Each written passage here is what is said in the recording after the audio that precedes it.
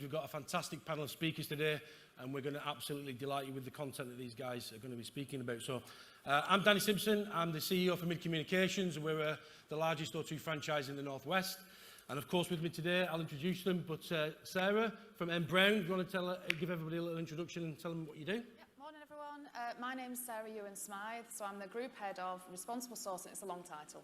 Responsible Sourcing, Sustainability and Quality and Fit at M. Brown Group. Thank you, Sarah. And John? Morning, everyone. John Allen. I am the Digital Director at Bruntwood. And we are a major property management business, a property owner, landlord, both in the Northwest and across the UK. Perfect, thank you. And finally, but not means least, Les from eComplete. Yeah, morning everyone. So my name's Les. I am the Strategy Director at the eComplete Group, and we are a end-to-end e-commerce consultation business for brands all over the world. Perfect, thank you. And obviously, today we're looking at how tech is driving customer experience across the different portfolios. So first of all, starting with Les, eComplete.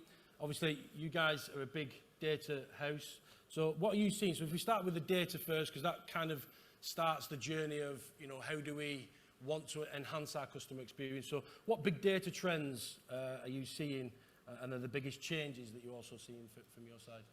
Yeah, great question. I think the first thing that we see is the accessibility to data. Okay. So compared to 5-10 years ago, the amount of information that you can now obtain around the customer, your own business performance at a really granular level is significantly greater than what it used to be.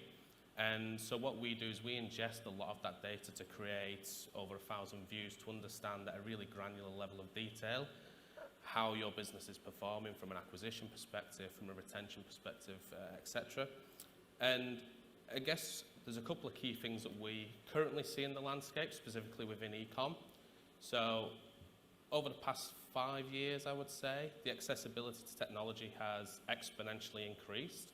So, if I go back 10 years and I tried to set up an online store, it would have taken me probably 6 months, cost me £50,000, and it'd have been a really hard slog. With the likes of Shopify today, you can have a website set up in, a matter of 5 minutes, which is a fantastic thing. It helps entrepreneurship. It helps sort of the general person where this type of technology wouldn't be accessible previously, to allow them to, really go out and try to make their own living and earn their own income. The challenge with that is that as more and more businesses are set up and there's a lot more businesses trading online, they're all advertising, right? So, everybody's trying to get a piece of that pie. And for the likes of your Google, your Facebook, and all of these different platforms, that's great for them because more people are bidding within the auction. The challenge for a business as a result is that the auction prices become more and more expensive. Right. So where, for example, on Google, you may have been able to generate a click for, say, 30 pence 5 years ago. That now all of a sudden is now 60, 70, 80 pence for that click, wow. Which means that the acquisition cost is significantly greater. So it's harder for businesses to sustainably recruit customers. The other challenge that we see on the other side of that is obviously post-Brexit, COVID, etc. All these costs are continuously increasing. Supply chain is increasing. Product development cost is increasing.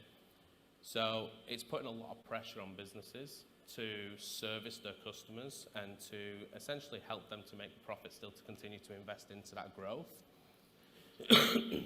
Sorry.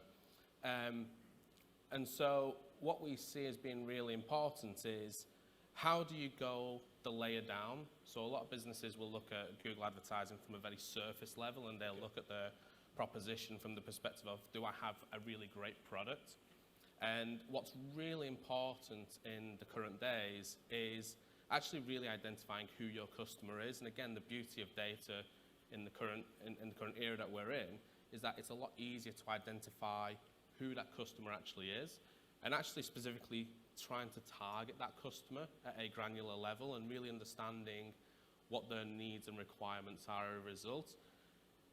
With that data, that enables you to acquire those customers at a more cost-effective level, but actually if you're developing the customer experience that is suited and tailored to that particular customer set, it also helps to enhance their experience, which means that they become stickier as a customer and provide a much greater long-term value for a business as well. So they're probably the two key challenges that we see within the data that we analyse. Perfect. And in retail, we've talked about big data for a number of years now, and data is becoming the new currency in any business, not just retail, but in any business. And understanding how to interrogate your data and what your data is telling you, I think, is absolutely critical from a top point view, trying to drive your business. And then if you can kind of use that data to understand how you can enhance customer experience, so what do you see then, is if we flip the question around, what do you think are the top 2 to 3 retail customer expectations today that are out there for us? Yeah, I think wanting to know the answer immediately is the latest customer expectation. You know, I always use the example of Uber. So when I used to go down to London and I was trying to get a black cab, you know, I'd be stood on the street corner maybe 10, 15 minutes waiting for a black cab to come through, thinking the light's on, I'm waving at it, you know, it drives straight past me. And so, you know, and it could be raining, you know, could just be absolutely drenched at that point in time. And an Uber comes along. You know, it starts to set the expectation, well, actually, you stay where you're convenient staying, and we'll bring the taxi to you faster and cheaper. And so consumers' expectations previously had been 15 minutes wait. Now, all of a sudden, I'm only expecting to wait 2 to 3 minutes, and you can't break that expectation. That's now ingrained within society. That's what we expect. And similar things, you know, happen online. You know, couriers are competing against one another. So they want cheap delivery and they want it as fast as possible. That is now an expectation.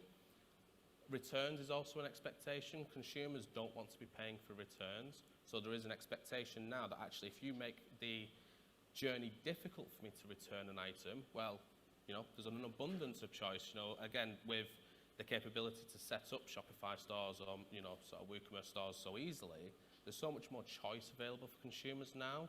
So if you're not delivering to those expectations, consumer now has 2, 3, 4, 5 different options that they can go to for their next purchase. Okay, so speed and convenience is really, really important for the consuming world of 2023. Is there anything else that you would think that would be up there from a consumer's perspective that you're seeing as well in the data? I think the experience that you have on a website as well. You know, if I'm looking for a particular item, I want to be able to see and visualize that information at a glance. You know, consumers typically have a very low attention span when it comes to research and, you know, looking through websites. So it's, you know, how do you captivate that audience as quickly as possible, but ensuring that the information, again, understanding your audience and understanding what it is specifically that they want to see. You know, the 25-year-old, you know, person looking for a, you know, a t-shirt will have a different expectation to what they want to see on the page versus, you know, the 35-year-old female who's looking for a new watch. They're completely different expectations, and really understanding that customer and what they want to see and how they want to see it is really important.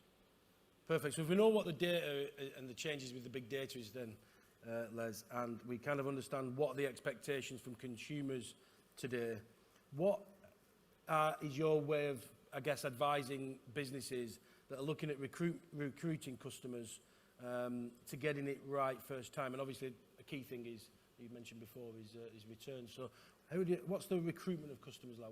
What advice would you give?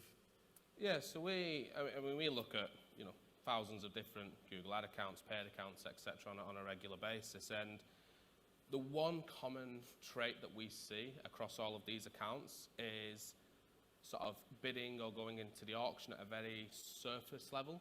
So, you know, if I use fashion as an example, you know, we spoke to a client not so long ago where we said, right, why are you not advertising on Google? And the immediate response was, it's just too expensive, it's too competitive. Yeah. But fashion is a huge arena to operate in. And when you go down to the next level, I mean, this particular brand was female fashion. So when you go down to the maxi dress level, okay, maxi dress in itself is still very competitive. But if you've got 100 people searching for maxi dress, your brand is actually only going to be relevant to 20 of those people. There's 20 people in that audience set who will have the propensity to want to purchase with your particular brand. So what we always advise our clients and how we support them is, okay, well, those 20 people, who are they? And how do we utilize technology and data to specifically ring fence just those customers and only look to attract those customers to the brand? That way we're not wasting spend on the other 80 or in the larger sort of fashion hemisphere. We're specifically only going after those who are going to have a much higher conversion rate. They're going to be much warmer to the brand, so they're going to have a longer lifetime value, which means actually then it becomes more sustainable and more accessible to acquire just those customers, which enables you to deliver that profitability that allows you to invest into your own growth. Perfect, thank you, Les. So that's a great start to the story in terms of we start with the big data, we look at what the consumers want and expect today, and then we kind of bring it back together and say, right, okay, if I was a retailer, how would we do that? And that's where we bring in this superpower and this super talented person of Sarah from M. Brown, because from my perspective, you know, responsible sourcing, you've talked about sustainability and fit. And I know, speaking with you, Sarah, you've got some really cool tech and some really different ways of doing things at M. Brown. So just talk to the audience today a little bit about some of the things that you're doing with a specific piece called body scanning tech. Have I got that right? Yes, you have. Perfect. So we have a body scanner within our office. It's one of 7, I think, in the UK.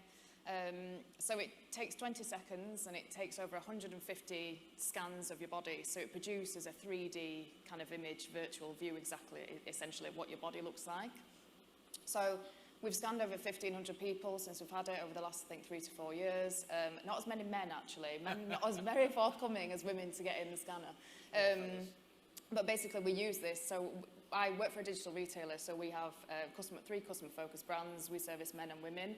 But our biggest proposition is quality and fit. So getting the fit right to us is so very important. Back to Les's point, returns are our biggest customer, essentially, for the returns that come back into our warehouse. So a spot reduction of returns rate will put £1 million on the bottom line. So it's really, really important to us to get our fit perfect and to get it right. So with our body scanner results and data, we've been restructuring essentially all our blocks and our patterns so that when we are grading up from sizes, so 12, 14, 16, they don't basically go from this, and this much longer. We grade them essentially to fit body types, to understand body posture as you get older, and movement within the body. If it's sportswear, we can look at the pinch points and where's the heat mapping, where do we need to make sure that we're strengthening the garments and the products and the fabric bases. So that enables us basically to try and generate as relatively perfect fits as we can for our customers. And we then tailor them for our different brands. So we've got younger customers, younger female customers, middle-aged customers, older customers. They will all have different posture, different body movement, different pace. So we can tailor all our fits essentially to try and make them as perfect as possible for our customers. Wow, that's really cool. So from a sustainability piece, body scanning, what are the advantages of that as well? So it's two-pronged really. So our quality and fit team, so usually when they would seal a product, we would book this dress, for example, in China, and we would get sealers in, so we'd get a size 16, we'd fit it on a model, we'd check it, is it right, and we need to tweak it, we need to put a little bit of extra length in, we need another one. So we get another sample, so they have to make another sample, they've got to wear it in, it's the carbon footprint. We get a size 22, we put it on the model, it's not quite right in a 22, we need to tweak it again, we get another sample. Using digital fit, we can cut sampling down to basically 0. So we can lose 4 or 5 samples out of the supply chain, so that's amazing. It really strengthens our lead time, which means that we can do it digitally, re-render it within an hour, resend it back out to the supplier and get it amended. So we can shave 3-4 weeks off a lead time. So if we're getting that product into the customer, it's massively affecting our supply chain model. And then the other side of it was we've got our design team working on our digital patterns as well. So they can design digitally, so we don't need to CAD this up, send it out to the supplier sends it in for us to see, yeah, we really like that, or we like that print, or the colour's right. We can do it digitally. So again, we can save on photo sampling as well. So it's really kind of joining up our goals on sustainability. Wow, that's really, really cool. And that's really good from a customer's perspective. And the conversation that we were discussing the other day was, you know, from my perspective, just going into sometimes the stores and where retailers have generically got it wrong, and especially for the female audience, because I see the demotivation from my wife. You know, ladies predominantly, they go out shopping, fellas get it as well, but you go out shopping with your friends or yourself, you start off and you're really motivated and you're excited to go and look at changing your wardrobe, and slowly but surely as you go from shop to shop, because I'm a 12 in this shop, I'm a 14 in this, and then I'm a 16 here, and then I'm back to a 12. And by, you know, a couple of hours go by, you know, you really lost the motivation, and I guess it doesn't make you feel great as an individual. So we got onto the question, which I think Sarah has hopefully got some of the answers to. But the million-dollar questions here for retailers, if you are, any of you in the room, because you go into some of these stores, and if you are a certain size, they're never on the shelf.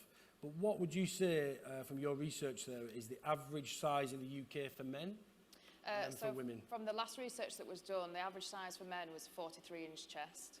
Right. And then for women, it's a size 16. So for women, it's changed. I think the last time they did a major scrape was like 40 years ago, and it was a size 12. So we've already got bigger. Yep. But then what we find is that we've not just, like I said before, we've not just graded up 12, 14, 16. We've gone to a 12, maybe to a 14 on the bust, but maybe a 16 on the hips, where our bodies have changed. Yep. So our women's midsections have got thicker as well. So while they've gone up to a 16, our body shapes and types have changed as well. And to put that into context for us as a retailer, over 75% of our sales are on a 16 and above. So it's so important that we just get that right for that customer. And you see it all over Instagram. You see people that have been shopping and they'll line the jeans up and you can see it. And this is a 12 in Zara, this is a 12 in wherever, this is a 12 web. And it's going back to that customer experience around just being really demoralised and demotivated. Yes. And they want consistency. Yeah, it can be, I can imagine it can be really soul destroying, but that's interesting. So the facts are there. If you're a retailer and you've got anything less than the 16 on your shelves for women and 43 for men, then, you know, don't be expected to see your shelves not getting bare, because the actual difference is there. So from your perspective then, how do we start to bring in some of this really cool, we can't go away from today without talking about AI, you know, the ChatGPT world that's really drove AI. And of course, everybody that doesn't know, you probably start to see it on social media. Apple are now entering the VR world with their Vision Pro, albeit a really nice price next year, $3,500. But nevertheless, you know, this is the world we're moving to. So what is N Brown or online retailers starting to do to bring this tech into the retail experience? So we've just joined a collab with Lab Bible. So we've got a new campaign called No Average Jack, which is basically saying that there is no average male in the UK, whether it's your style, your size, your fit, your hobbies. There is no average, there's no one size fits all, so to speak. With the new campaign, we've got a new collection. We're launching a TikTok channel, so it's fully shoppable while it's on TikTok. But also we've got a new Snapchat AR feature that will launch as well. I think it's in the next couple, maybe next month, where basically you can try the outfits on and try the collection on, so to speak, on Snapchat, which is the first time that we've ever done anything like that. It's not that common across the UK, so it gives the customer that real personalised feeling as well of how does that look on me and how is that going to help for my body shape and my style. So it's really exciting. Perfect. So you're taking your product set, putting some of it into the Snapchat, letting the person have a look at how it feels, and then allowing the user, I guess, to take that snap and then also share that with the friends, get an opinion, and then continue back through that process to make a purchasing decision. Wow, that is phenomenal. That is bringing everything together really, really well. Thank you, Sarah. And I guess bringing it all together is John, and I know you're at Bruntwood, but you've got a very interesting background as well from a C-suite. So tell everybody a little bit about your background as well, John, just to give some context. I've been in the business for 30 years, but I've spent the last 20 in retail, formative years at big, transformation businesses, IBM and such like. So the last 20 years in retail in roles from CEO, CTO, CMO and CDO. So actually there's only about the financial position I haven't had. I think it's fair to say in retail there are probably only 3 metrics that really matter. Yeah. 1 is how many customers you've got, 2 is how big your basket value is, and 3 is how many times your customer is buying from you. And I think the fundamental thing that changes your ability to drive that from a digital perspective is personalisation. And that has to be at the absolute heart of everything you do, because it will fundamentally change how you have an experience with the customer. And we've just talked about a combination of big data and customer acquisition in terms of using data differently. And we've just been talking about the averages or the personal sizes of people. But the reality is for all the accuracy of the research, there is still no such thing as an average person, right? So personalisation has to feel like it was directed at you, but it can't feel spooky. It can't feel like, whoa, how do they know that? But there is absolutely nothing stopping all of you in this room in your organisations from getting to the minutiae of detail for every single one of your customers. But to do that, you have to put that at the heart of what you're doing. You all have a CRM system. You're probably not feeding it anywhere near enough data. You've got loads of information about customers. The data that N Brown is producing, almost certainly not all of that is getting into all the places it needs to. And that's not, it's not because they don't have a plan to, it's because it takes time to do that. So that personalisation piece for me is absolutely critical. And it's the thing that ultimately makes the big difference. It's the way that you create that sort of conversation, and I don't mean it's a chat bot, but it's a conversation. I was looking at this, I'm looking at that. They've shown me something like this, but they also think I might be interested in something like that. And it's that, it keeps a conversation flowing. And the point about personalisation and CRM, and I'm bringing those two things together as an important components, is CRM is the personalisation that most people think of is they go and buy a personalisation tool, and that allows them to put some things on the website or on the app as you're experiencing the journey, the customer journey. But the reality is CRM allows you to then continue that personalisation into offline space. And this is the key is none of us are now uni-channel anymore. It's all omni-channel or multi-channel. And so that continuous experience, that feeling of they're talking to me and they're talking to me about things that are relevant, fundamentally changes that ability to drive both your basket value and, most importantly, your retention. Because those two things are hard, but the hardest thing is acquiring the customer in the first place.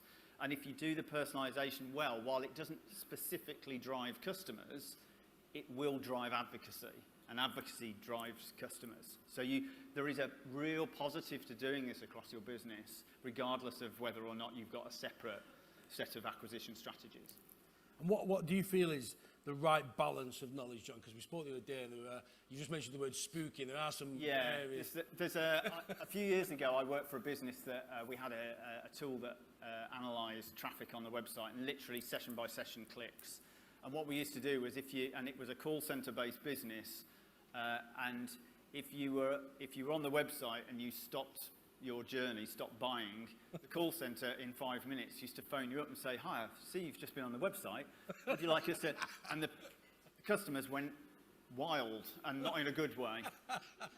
And in fact, we got a number of reports about how do you know this information, and what are you using here? Are you looking in my windows? One woman suggested that we've got drones outside the window. But then the reality is that tech is, it's ubiquitous. It exists almost everywhere. Almost anyone can do it today. So we just changed the tone of voice to being, "Hi, I'm just calling from company X. Is there anything I can help you with?" And at that point, most of the customers would say, "Do you know what's really weird? I was just on your website." And so just changing, and so actually the tone of voice is the difference. And the tech and the digital allows you to do that in a similar way. If you specifically ask and ram information down people's throats, you will get pushback. And the key to this is understanding your CRM journeys alongside your UX journey, because the CRM journey is a subtle branch of decision making that basically says if this then that. Yeah. And if I then follow, if I respond to something positively, then wait a little while, put something else in front of me. And that's what the CRM automation will do for you. All of you, nearly all of you, will have a tool that does all or part of that already. The key is actually having people in your business who can help you as marketeers, knowing the tone of voice, but understanding the technology, allow you to actually build those journeys. And I guess for me that was a lot of comfort in that, because there's stigmatism at the moment with AI and how many jobs it's potentially going to dismantle. But I think, yes, we can see robots starting to talk, but I think I've not seen yet, and I'm open to seeing it, is that tonality, that a human being has, the way that we can change and change our tone, our volume, and we can make something humorous and light versus, quite nasty or harsh. I'm sure it will eventually catch up, but at the same time, at the moment, that tells me there's a lot of humanisation. So just bringing it down to the final pieces then, John, and summarising, how do retailers then use the big tech that we spoke about today that are starting to bring that multi-channel together and integrated. And do you see AI integration and intelligent connections coming? So I think there's a good definition of a digital business, and that is the intelligent connection of people, places, and business processes, and customers, ultimately, they're part of the people process piece. And I think that's a good definition, but there's two words in there that are really important, and that is the intelligent connection. Connection means integration.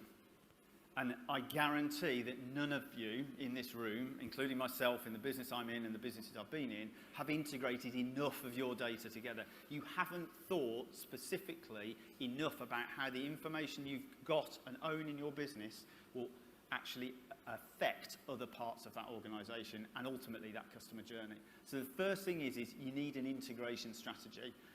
That, when people talk about AI changing the world and they say, oh, you know, one day we're going to be able to sort of, if you do this, we'll be able to respond automatically. If you've got a complaint over here, we'll be able... That's just integration. It doesn't require artificial intelligence to do that. But, and this is the big but, the intelligent connection of people, places, and business processes, the intelligence is not people. Right. It is machine learning, artificial intelligence, dynamic controls, complex rule sets. Intervention is people. But you can't build a business at scale if the intelligent connection is driven by an individual. So you have to integrate, but you then have to find places, discrete niche places inside your organisation at points of integration where artificial intelligence, machine learning will help you manage those interventions. So ultimately what you're trying to do is push the people element to the very top of the intervention level. So you always want to be able to intervene with a human, but only when everything else has failed in terms of the ability to continue. And those two things create what I think is the most exciting thing that we're starting to see the first of as we move into this sort of next generation, which is what I would call the simple wow moments. It's stuff that makes total sense that just works. So if I've bought a sofa from a major online retailer, and this is a real example, bought a sofa from a major online retailer, and when they delivered it, they broke the leg off it and ripped my carpet. So I've now had to have them replace my carpet and replace the sofa. And in the meantime, the CRM team are prompting me to buy cushions for the sofa. Just something that said, we acknowledge we've done something wrong. Rather than sending me a prompt for cushions, they send me a prompt that says, we're on the case, we hope you'll replace your order. That would be a wow moment for me.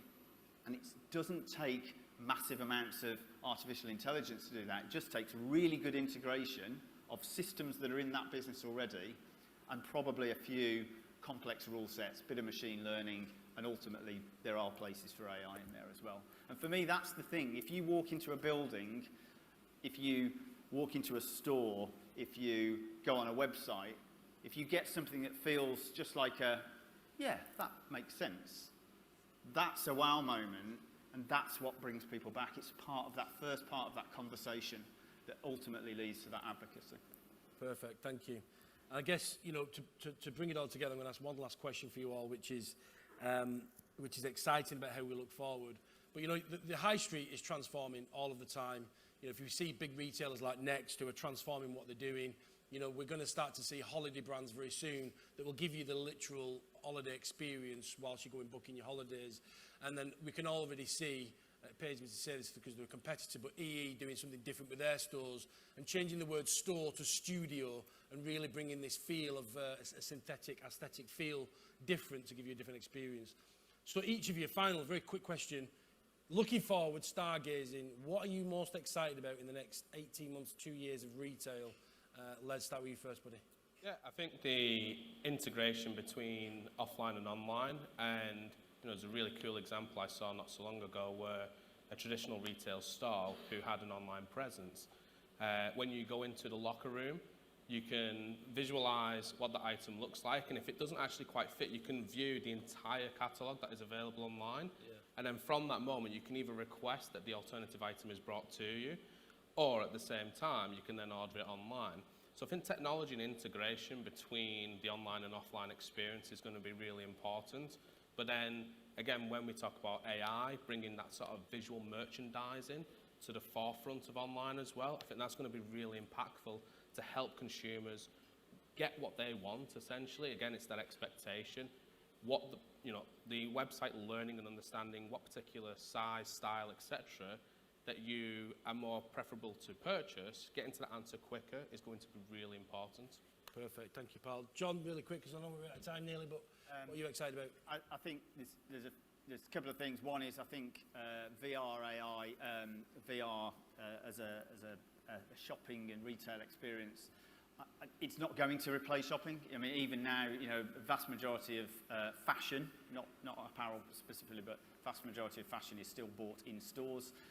I'm really interested to see how artificial reality can be used for improving retail experiences. But it's probably not going to be in things like fashion. It's probably going to be, that's more likely to be about fit and things like that. Whereas I think, whether it's property or major purchases or holidays, I think those things with virtual reality, that opportunity is amazing. Yeah. I'm just not quite sure how those use cases are going to pan out, but it'd be really interesting to find out. Perfect. Sarah, final thought. Just kind of leaning back into the personalisation thing and making the customer feel that it has been it's perfect for them. So it helps that whole experience, it helps them feel involved, kind of like they're bonded to that brand as well. So if they can scan their own body in or their own visuals in and put the clothes on them, it gives them that feel of how does the fabric look, how would it fall on my body, all them things, they're really exciting. So instead of just, I'll just buy a load of stuff online, try it on and return it if it's no good, it's having a bit more of an engaged experience in what that would look like on them before they purchase. So perfect, thank you. And thank you to the panel. And listen, if you are on Snapchat, please watch out for the collab on N Brown. Give it a try. I'm sure they're going to be excited to launch it. I'll watch out for it as well. Thank you very much for your time. Hopefully that's been useful. Thank you very much, Sam.